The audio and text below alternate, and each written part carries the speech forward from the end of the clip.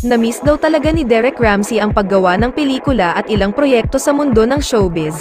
Ilang taon din kasing hindi nakagawa ng proyekto ang aktor simula nang magpasya na talikuran ang showbiz. They are the best out there. I learned how to be the actor that I am today with the directors they have, the brilliant actors that they paired me with, and I miss that whole thing. Ang Star Cinema at sino si Derek as an actor ay dahil naging partners ako ng magagaling na artista and be guided ng mga magagaling na directors. Nakangiting pahayag ni Derek. Makakapag-guest na raw muli ang aktor sa ilang programa ng Kapamilya Network. At ang balita ay mapapanood ito sa Batang Quiapo sa kanyang pagbabalik.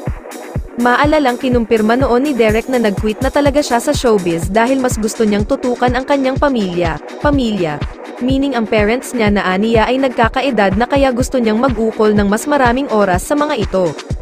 And syempre sapat na oras din ang nais ni Derek para sa misis niyang si Ellen Adarna, sa anak niyang si Austin at sa stepson niyang si Elias.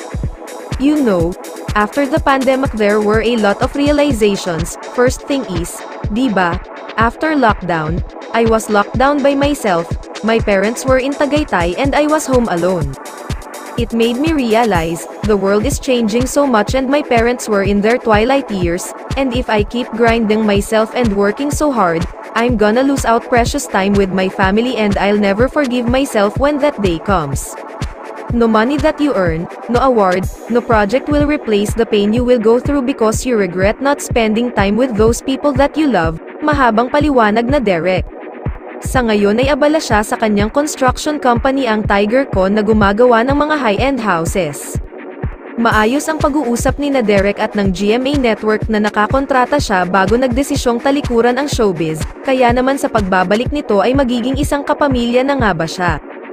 Hindi naman nawala sa pag-aartista si Derek Ramsey. Sa katunayan, may nakatakda siyang gawing international film, mula nang makapanayam siya, naghihintay lang talaga siya ng tamang proyekto to get him out of his comfort place, na ngayon ang kanyang tahanan kasama ang kanyang wifey. Dapat kung tatanggap siya ng proyekto, iyong ibubuhos ang puso at diwa niya sa proyektong iyon.